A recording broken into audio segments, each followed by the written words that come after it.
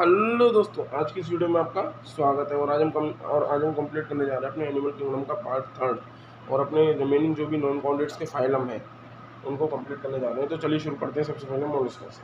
देखो, ये जो मोलस्का जो होता है, it is the second largest phylum of animal kingdom. It is the second largest phylum of animal kingdom. ठीक है, अच्छी। देखो, सबसे पहले एक बात आती है इनके अंदर एक कनेक्टिंग लिंक की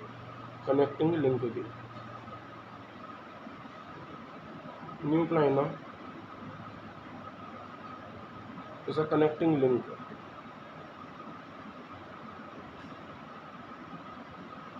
between annelids and molluscans।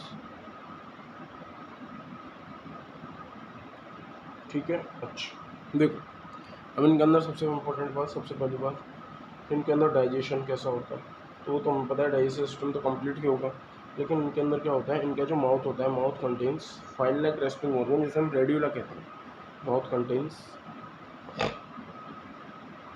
File like rasping organ. Respiring organ इसका मतलब ये नहीं रेस्पिरेशन में हेल्प करेगा, किसी चीज़ का शब्द का नाम है रेस्प। File like rasping organ called radula. उसको क्या कहते हैं, डायरेक्ट क्वेश्चन पूछा जाता है इस पर, इस वाली बात पर। ठीक है, अच्छा। रेस्पिरेशन के लिए क्या होता है, रेस्पिरेशन के लिए इनके अंदर फेदर लाइक गिल्स होते हैं। कैसे फेदर लाइक गिल्स होते हैं, जिन्हें हम टीनिडिया भी कहते हैं, जिनको हम टीनिडिया भी कहते हैं। ठीक है, अच्छा। देखो, सर्कुलेशन, जैसे कि हमने एनिलिडा के अंदर पढ़ा था कि इनके अंदर कंप्लीट सर्कुलेशन था। जैसे हमने ऑर्थोपोडा के अंदर पढ़ा था कि भैया इन सॉरी जैसे हमने एनिलिडा के अंदर पढ़ा था कि इनके अंदर क्लोज सर्कुलेशन था। जैसे हमने ऑर्थोपोड्स के अंदर पढ़ा था कि इनके अंदर ओपन सर्कुलेशन था। लेकिन ये जो मोलस्कन्स जो, अब देखो ध्यान से सब, इनके अंदर दोनों तरह का सर्कुलेशन होता है। इनके अंदर दोनों तरह का सर्कुलेशन होता है। जो सेफेलोपोड्स होते हैं, इनके अंदर दो क्वालिटी, वो दो दो दो बेसिस पर क्लासिफिकेशन, या दो चीज़ों को क्लासीफाई किया जाता है। एक होते हैं सेफेलोपोड्स और एक होते हैं नॉन सेफेलोपोड्स। एक होते हैं सेफेलोपोड्स और एक होते हैं नॉन सेफेलोपोड्स।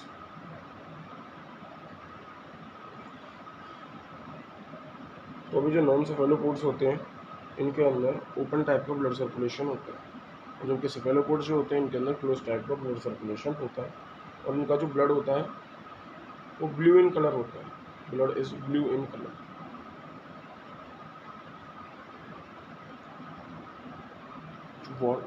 किसकी प्रेजेंस की वजह से होता है, due to the presence of copper containing pigment.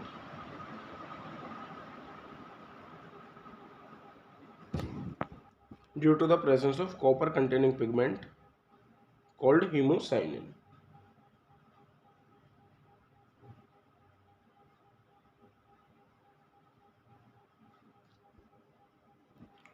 अब बताती है कि इनके अंदर एक्सक्रिएशन किससे होता है। तो इनके अंदर एक्सक्रिएशन के लिए होते हैं एक तो ऑर्गन्स ऑफ बॉजेनस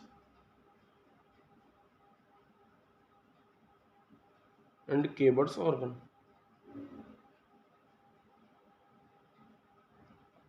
नेक्स्ट बताती है किसकी, सेंसरी स्ट्रक्चर्स की। नर्वस सिस्टम तो वही होगा जो एस्केल मेंथिस में पढ़ा था, वही चलाएगा सब में। नेक्स्ट बताती है सेंसरी स्ट्रक्चर्स की।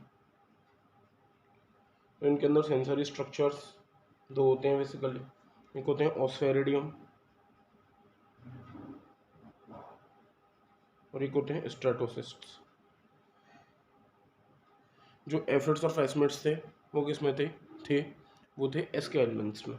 और ऑस्फेरिडियम और स्ट्रेटोसिस्ट ये होते हैं मोलस्कन्स में, इसलिए इस बात में कंफ्यूज नहीं होगा। नेक्स्ट बात आती है रिप्रोडक्शन, फर्टिलाइजेशन, वो सब कॉमन है। लेकिन एक बात आती है डेवलपमेंट की। तो डेवलपमेंट इनके अंदर डायरेक्ट भी होता है एज वेल एज इनडायरेक्ट भी होता है। अब ये जो इनडायरेक्ट डेवलपमेंट जो होता है ज़्यादातर यही होता है, मतलब डायरेक्ट डेवलपमेंट कुछ के अंदर ही होता है। अब नेक्स्ट बात, इनकी बॉडी की क्लासिफिकेशन की बात करते हैं, मतलब इनकी बॉडी कितने पार्ट्स में डिवाइडेड होती है वो सब। देखो, इनकी जो बॉडी होती है, body is covered with calcareous shell.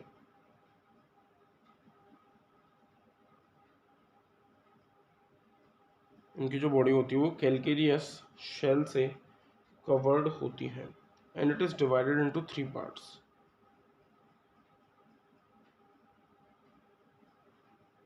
और ये 3 पार्ट्स में डिवाइडेड होती है। अब वो पार्ट्स कौन से? वो पार्ट्स हैं हेड, मस्कुलर फुट,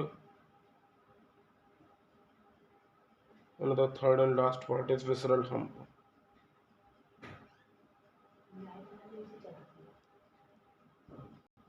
अब एक चीज़ आती है इनके अंदर मेंटल। अब सब मेंटल क्या होती है? मेंटल वो पागल वाला मेंटल नहीं, एक और अलग तरह का मेंटल होता है मोलस्कन्स में।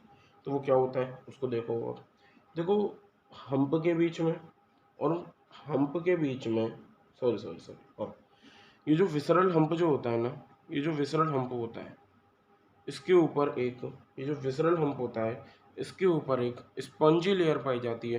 That spongy layer is known as the mantle. तो spongy layer present, spongy layer present on visceral hump,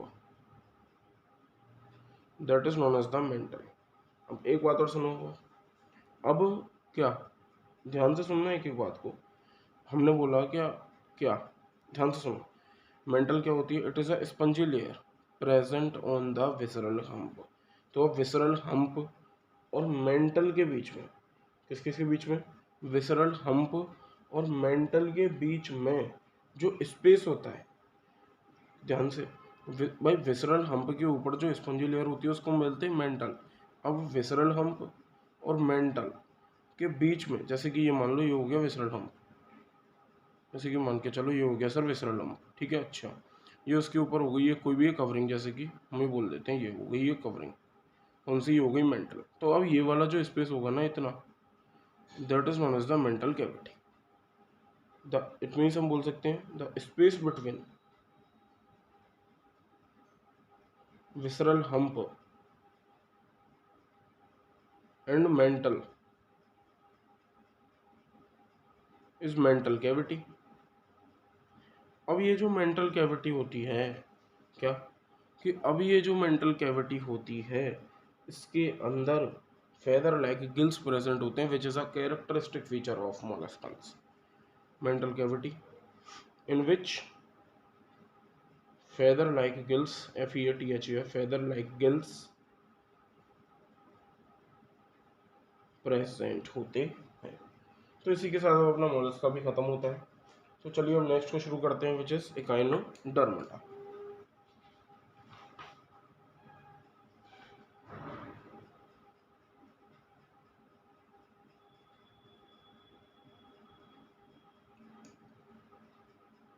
देखो इकाइनोडर्म्स में सबसे पहले सिमेट्री की बात आती है।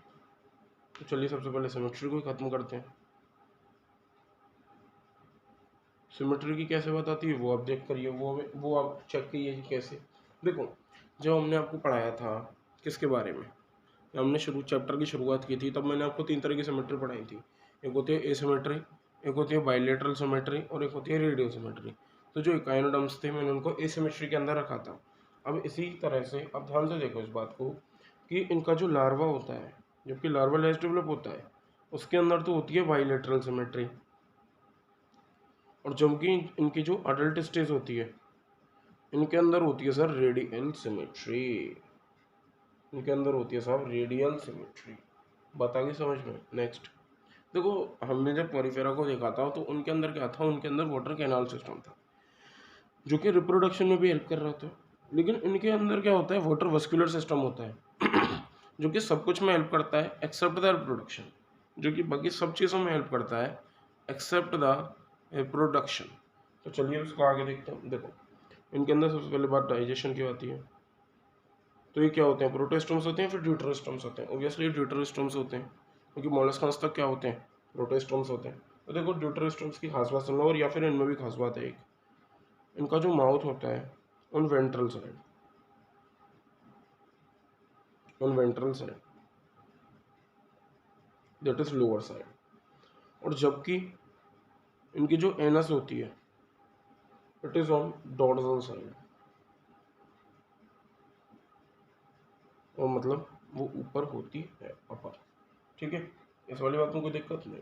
देखो रेस्पिरेशन के अंदर बेसिकली ट्यूब फिट से होता है, या फिर हम बेसिकली आप ज़्यादातर इन चीज़ों को देखेंगे तो इन सब में वाटर मस्कुलर सिस्टम में होगा, सर्कुलेशन के अंदर ओपन होता है। एक काम करूँगा मैं सर्कुलेशन के बारे में आपको बता दूंगा किस किस के में अंदर ओपन होता है एंड में, ठीक है। अच्छा, एक्सक्रीशन वही वाटर मस्कुलर सिस्टम से होगा, नर्वस सिस्टम में कोई खास बात नहीं है, सेंसरी स्ट्रक्चर्स में कोई खास बात नहीं होती, लोकोमोशन वाटर मस्कुलर सिस्टम से होता है, ठीक है। अच्छा, तो वाटर मस्कुलर सिस्टम इनके अंदर प्रेजेंट होता है, इसका मतलब water vascular system present in them. देखो इट हेल्प्स है, किस किस चीज़ में हेल्प करता है, जैसे कि हमने वहाँ पर देखा था वाटर कैनाल सिस्टम में, हम बोल सकते हैं क्या, it helps in, it helps, चाहे वो लोकोमोशन हो, चाहे वो एक्सक्रिएशन हो, चाहे वो रेस्पिरेशन हो,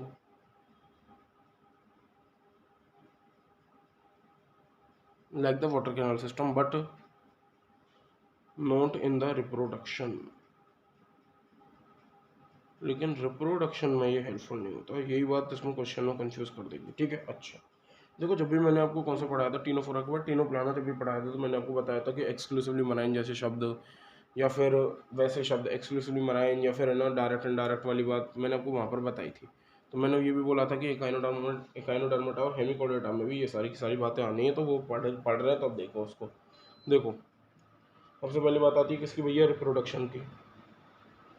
देखो यदि हम रिप्रोडक्शन को देख रहे हैं भैया, तो रिप्रोडक्शन सर इनके अंदर सेक्शुअल तरीके से भी होगा और एसेक्सुअल भी होगा, ठीक है। जैसे कि हमने वहाँ पर पढ़ा था, सेक्शुअल भी होगा एज वेल एज एसेक्सुअल भी होगा। नेक्स्ट हम बात करते हैं किसकी, फर्टिलाइजेशन की। फर्टिलाइजेशन के इनके अंदर कैसी होगी, एक्सटर्नल होगी, बिल्कुल सही बात। बचा कुचा कौन, डेवलपमेंट। अब डेवलपमेंट इनके अंदर कैसा होगा भैया, इनडायरेक्ट। अब हो गया ना एकाइनोडर्मेटा इतनी आसानी से, तो इसका मतलब कि यदि एग्जाम्पल याद है तो फाइलम में तो कुछ भी नहीं है। इसका मतलब कि यदि एग्जाम्पल्स याद हैं तो फाइलम्स में तो कुछ भी नहीं है, और कॉर्डेट्स के में तो और कुछ भी नहीं है, इनमें तो भी ज़्यादा याद रखना है, लेकिन कॉर्डेटा वालों में तो और कुछ भी नहीं है। तो अब चलिए शुरू करते हैं। देखो ये जो हेमिकॉर्डेट्स होते हैं इनको हम एकॉर्न वॉर्म भी कहते हैं, और इसके साथ साथ इनको हम टंग वॉर्म भी कहते हैं। तो या फिर हम लिख सकते हैं इधर, they are also known as the tongue worm, या फिर हम इनको एकॉर्न वॉर्म भी कहते हैं, ठीक है। इस बात में कोई दिक्कत नहीं। अच्छा आगे बढ़ते हैं। देखो सबसे आगे बढ़ने से पहले सबसे पहले आप इनकी बॉडी का डिवीजन देख लो। इनकी जो बॉडी होती है it is divided into 3 parts.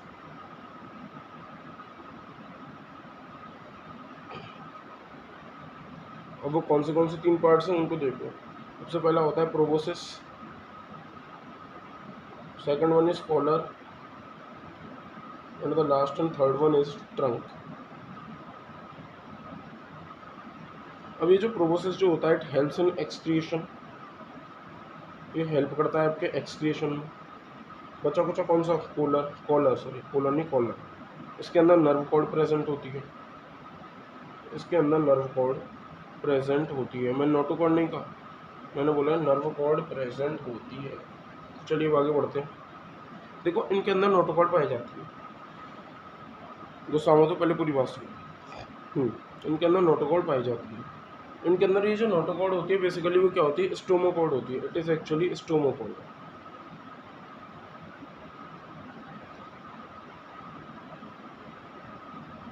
और ये जो स्टोमोकॉर्ड जो होती है इसका ओरिजिन कैसा होता है, इसका ओरिजिन होता है एक्टोडर्मल, ना एंडोडर्मल होता है ना मेसोडर्मल होता है। इसके ओरिजिन पे भी क्वेश्चन आया, एक्टोडर्मल ओरिजिन होता है। देखो नर्वस सिस्टम की बात करें,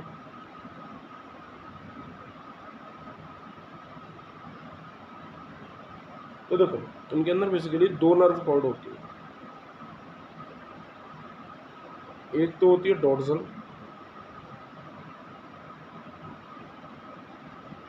और एक होती है भैया अपनी वेंट्रल। और हमने ये वाली बात भी बता दी कि भैया इनके अंदर ये जो नर्व कॉर्ड जो होती है वो आपकी कौन सी रीजन है, वो आपके कॉलर वाली रीजन में प्रेजेंट होती है। और जो प्रोबोसिस जो होता है वो एक्सक्रीशन में हेल्प करता है, ठीक है भैया। और तो इसमें बेसिकली कुछ बचा नहीं है, वो बाकी सारी चीज़ें तो हम कर ही चुके कि भैया इनके अंदर habitat, level of organisation, germinal layer, coelom, body plan, symmetry, segmentation, notochord के बारे में मैंने आपको बता दिया। डाइजेशन, रेस्पिरेशन, सर्कुलेशन, एक्सक्रीशन, सब वही बातें हैं। रिप्रोडक्शन, फर्टिलाइजेशन और डेवलपमेंट में भी वही बातें हैं जो हमने पीछे पढ़ चुके हैं, चाहे हम तीनों प्लानों में बोल दें, चाहे हम एकाइनोडर्म्स में बोल दें, चाहे हम हेमिकोडेटा में बोल दें, तो वही हम सब पढ़ चुके हैं। और रही बात आपके सारे एग्जाम्पल्स की, तो मैंने सारे एग्जाम्पल्स पे पहले से ऑलरेडी वीडियो बनाया हुआ है। तो इसी के साथ हम अपने हेमिकोडेटा को खत्म हुआ इसी के साथ अपना हेमिकोडेटा खत्म होता है। तो चलिए आज की वीडियो खत्म करते हैं और नेक्स्ट वीडियो में बात करते हैं अपने फाइलम नेक्स्ट कोडेटा की।